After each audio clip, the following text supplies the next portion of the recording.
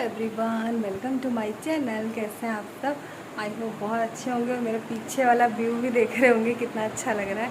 तो ये जो प्लांट है ये अभी लेके आए हैं कल, और मैंने आज इसको पूरा अच्छे से डेकोरेट कर दिया, क्योंकि ना इस वाले कोने के लिए ना बहुत टाइम से सोच रही थी। सोचो, जब से हम यहाँ आए हैं तब से मैं यही सोचती थी कि इसके लिए एक पाम का पौधा लेके आएंगे इस वाले कोने के लिए, और यहाँ ऐसे ऐसे करके डेकोरेट करेंगे। और सोचो, हम यहाँ रह भी लिए, यहाँ से चले भी गए, अब कहीं आके ये पौधा लगाया है। तो 9-10 महीने बाद पूरे देखो कितना प्यारा लग रहा है। मतलब मुझे ये ना बहुत पसंद आता है। ऐसे जैसे सोफ़े रखे हैं और उसके अगर कॉर्नर में जगह बच रही है ना, तो ये पाम का पौधा लगा के उस पर लाइटिंग करना कई जगह मैंने देखा है।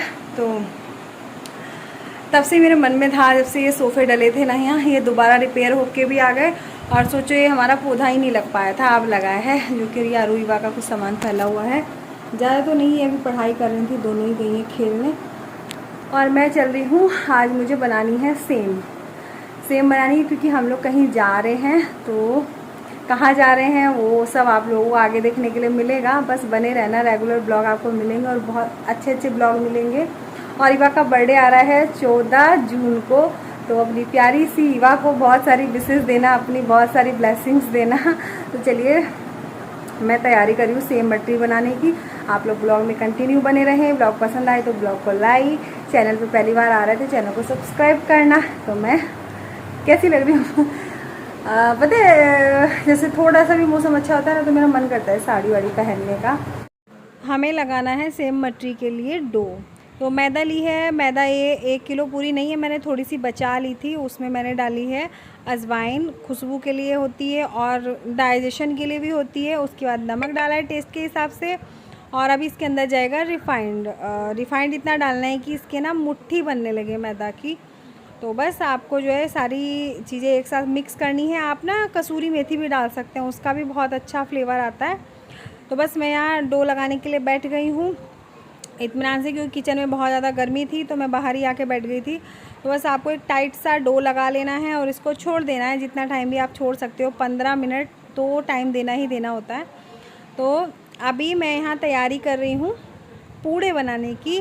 तो आज ना मैं एक नई ट्रिक से पूड़े बना रही हूँ, जो मीठे पूड़े बनाती हूँ ना व्रत में। आज मेरा व्रत है फ्राइडे का, तो उसी के लिए तो मैंने यहाँ सूजी ली है और उतनी ही मैदा भी ली है। उसके बाद मैंने उसमें डाली है मलाई 4 से 5 चम्मच। उसके बाद चीनी डाल रही हूँ, जैसा मीठा आप पसंद करते हो उस हिसाब से चीनी डालें। तो बस इसको ना अच्छे से मिक्स कर लेना है, हाथों की हेल्प से ही बनाएं। अच्छा सा एक बैटर रेडी करना है आपको। तो और अभी मैं यहाँ लौकी काटने पीटने बैठ गई हूँ, क्योंकि मेरा व्रत है और मुझे बहुत सारे काम एक साथ करने हो रहे हैं। और यहाँ ईवा मेरे साथ दिमाग मार रही है, उसका बर्थडे आ रहा है 14 जून का। तो बस उसका ना यही चलता रहता है कि मुझे मोटे होना है, मुझे सुंदर दिखना है। क्योंकि अभी इसी बार ईवा को बर्थडे का पता चला है कि हाँ भाई, बर्थडे भी कुछ होता है, हमारे लिए एक स्पेशल डे होता है। तो आजकल उसका यही चल रहा है कि मेरा बर्थडे आने वाला है, तो आप मेरे लिए ये करना वो करना। तो बच्चों को होता ही है। और मैं आ गई हूँ किचन में। लौकी मैंने काट पीट के रख दी है, और मैदा का जो मटरी सेम वाला डो बनाना था वो बना के रख दिया है।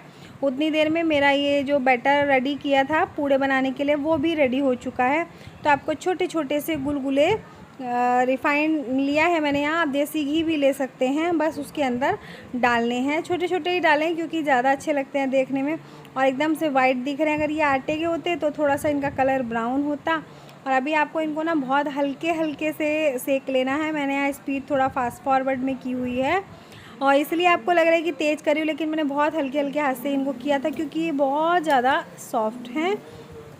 और जैसे ही इनका कलर चेंज हो जाए एकदम से गोल्डन ब्राउन, तो आपको कढ़ाई से ये बाहर निकाल लेने हैं। और ऐसे ही करके आपको सारे पूड़े बना लेने हैं। आप ना मेरे कहने से एक बार ज़रूर ट्राई कर लेना। आप इसके अंदर ना वो भी डाल सकते हैं, सूखे मेवे, बहुत टेस्ट आएगा। लेकिन मैं प्रसाद के लिए बना रही हूँ, तो मैं सोचती हूँ जितना सिंपल हो सकता है उतना ही सिंपल मैं करूँ, ज़्यादा तामझाम ना करूँ।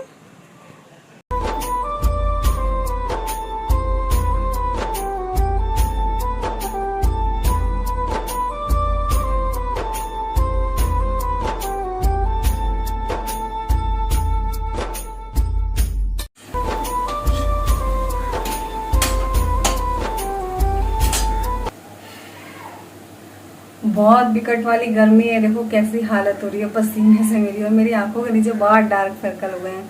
अब मुझे समझ में आता है ये क्यों हुए होंगे, क्योंकि पहले नहीं थे, अचानक से हुए हैं। अब मुझे ऐसा लगता है कि जैसे मैं सुबह 3:15 बजे उठती थी ना, जब हम 3:30 पौने 4 बजे घर से निकलते थे टहलने के लिए, तो नींद पूरी ना होने की वजह से डार्क सर्कल हुए होंगे, ऐसा हो सकता है। डार्क सर्कल ना मुझे पहले से भी थे, लेकिन ना जैसे इतने ज्यादा जैसे अब दिखते हैं ना, ऐसे नहीं दिखते थे, थोड़े बहुत हल्के बहुत जैसे सामने से दिखते थे, लेकिन जैसे डार्क अब दिख रहे हैं ना वैसे कभी नहीं दिखे। आप लोग भी नोटिस करते हो, कुछ ज्यादा ही ये कमेंट आ रहा है आजकल कि आपके डार्क सर्कल बहुत दिख रहे हैं, तो ये इसी वजह से हो सकता है। तो मैं अब ऐसे ना नींद खराब नहीं करूंगी, मतलब कि नींद पूरी लूंगी अपनी। अगर मैं टहलने भी जाऊंगी ना सुबह सुबह, तो दोपहर में भरपूर सोऊंगी, क्योंकि नींद ना मिलने की वजह से ना बहुत सारी दिक्कतें हो जाती है, जैसे कि मुझे डार्क सर्कल हुए और भी बहुत सारी हेल्थ इश्यूज भी होने लगते हैं। तो अभी मेरे पूरे बन चुके हैं और आज है मेरा व्रत वैभव लक्ष्मी माँ का। आज ना मैंने पूरे कुछ नए तरीके से बनाए, क्योंकि मेरे पास मैदा थी है ना, और सूजी भी थी, तो मैं तो चलो इसका मिक्स करके बना के देखते हैं कैसे बनेंगे तो टेस्टी। मुझे ऐसा लग रहा है एकदम से ना सॉफ्ट, अभी बहुत गर्म है मैं टच नहीं कर पा रही, और ऊपर से जो है क्रंची और अंदर से बहुत सॉफ्ट है, और हाँ एकदम रसगुल्ले जैसे होंगे, बस रसगुल्ले जो है उसमें डिप कर देते हैं बक्खर में। और ये ऐसे ही बहुत हल्के मीठे के मैंने बनाए हैं, बहुत हल्का भी नहीं है, ठीक है जैसा हम लोग खाते हैं। तो अभी मैं जा रही हूँ सब्जी छोकूंगी, उसके बाद आटा मलूंगी, उसके बाद मैं पूजा करने के लिए बैठूंगी, मेरी पूजा का भी टाइम हो ही रहा है।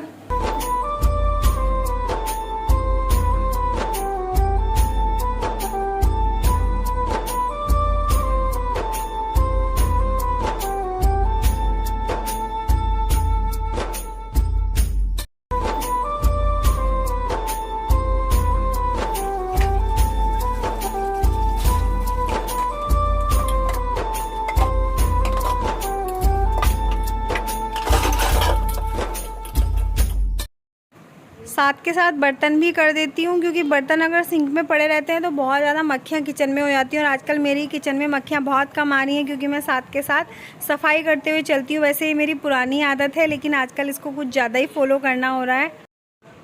अभी मेरी पूजा का टाइम हो गया है। आज मैं आप लोगों के साथ एकदम से विधि जैसे मैं करती हूँ वैसे शेयर कर रही हूँ, अगर आपको समझ में आए तो। यहाँ मैंने सारा सामान रख लिया है, जैसे कि पूड़े जो प्रसाद के लिए बनाए थे, और फूल, और उसके बाद फूल से ही मैं स्नान कराती हूँ भगवान जी को छीटा लगा के। उसके बाद तिलक लगाती हूँ सारे भगवान जी को। वैसे तो ये लक्ष्मी जी की पूजा होती है, लेकिन अगर आप मंदिर के सामने बैठ के कर रहे हैं तो आपको सारे भगवान जी की पूजा ही करनी है। आप अलग से चौकी लगा रहे हैं तो लक्ष्मी माँ और गणेश जी की मूर्ति रख सकते हैं। उसके बाद तिलक लगाना होता है सबको, और उसके बाद दिया जला के आपको कहानी पढ़नी होती है।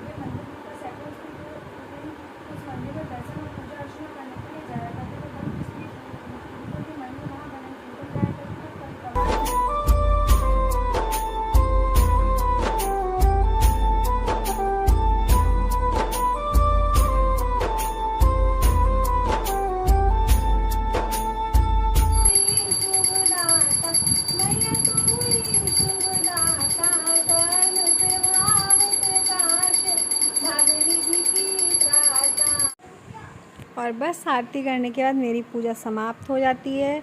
आई होप आपको समझ में आया होगा। अगर आप फिर भी कुछ पूछना चाहते हैं तो मुझे कमेंट में पूछ सकते हैं। माँ वैभव लक्ष्मी की पूजा बहुत आसान होती है।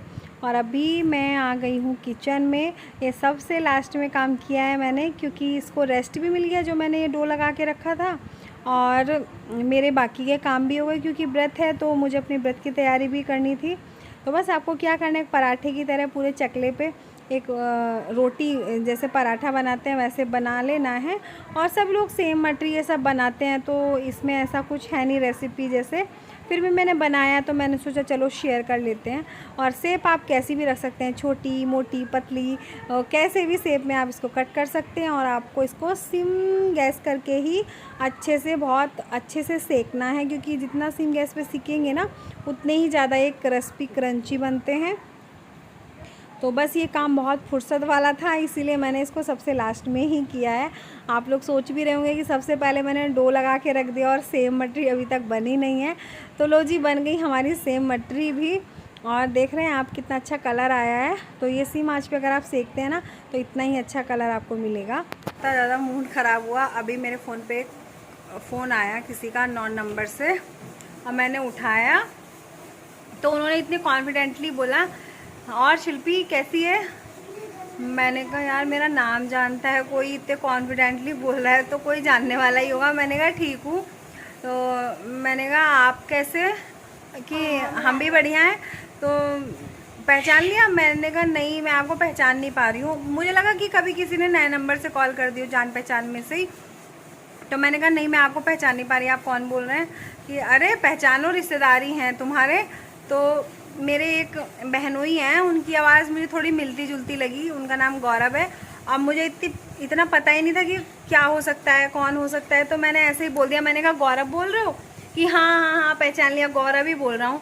फिर मुझे लगा कि उनकी बात करने की थोड़ी टोन अलग रहती है, उनका मतलब जैसे वो बात करते हैं ना, थोड़ा चेंज लगा मुझे। मैंने कहा नहीं, आप गौरव तो नहीं है, आप कौन बोल रहे हैं बताओ। तो बोले अरे हम तो सोच रहे थे थोड़ा मजाक ही कर लेंगे गौरव नाम से, मतलब कि वो बात थोड़ी बढ़ाना चाह रहे थे। तो मैंने कहा आप पहले मुझे बताओ आप बोल कौन रहे हो। थोड़ा सा मैंने भी मतलब थोड़ा ऐसे गुस्से में बोला। मैंने कहा आप पहले ये बताओ आप बोल कौन रहे हो। तो जब तक मेरे हस्बैंड आ चुके थे, ये आ चुके हैं, तो बोले ओ हम तुम्हारी बुआ जी के दामाद बोल रहे हैं, गुड़िया के हस्बैंड। अब इसी तरीके की एक कॉल मेरे पहले किसी रिलेटिव पे भी गई थी, तो उनका फ़ोन मेरे हस्बैंड के पास आया था, क्योंकि गुड़िया मेरी सगीना नंद का नाम है। तो उन्होंने भी यही बोला था कि गुड़िया के हस्बैंड मुझे कॉल कर रहे थे, मतलब जो भी इनकी बात हुई होगी। तो उस टाइम समझ में आ गया था कि कोई फेक है ये। सेम उसी तरीके से उन्होंने मेरे को भी बोला कि ऐसे ऐसे गुड़िया के हस्बैंड बोल रहे हैं। फिर मैंने इनसे बोला, मुझे याद आई वो वाली बात एकदम से। तो मैंने इनसे बोला, मैंने कहा आप मेरे हस्बैंड से बात कर लो अगर आप गुड़िया के हस्बैंड बोल रहे हैं तो फिर इन्होंने बोला हाँ बोलो ये वो, मतलब जो भी बात हुई। फिर पता तो चली गया था कि ये कोई फेक है। तो फिर इन्होंने थोड़ा गुस्सा किया, मतलब पहले तो नॉर्मली कि हाँ मैं हल्द्वानी से बोल रहा हूँ। ये उन्होंने अपना नंबर मांगा कि अपना नंबर दो भाई साहब। तो इन्होंने ऐसे मतलब फेक नंबर बताया।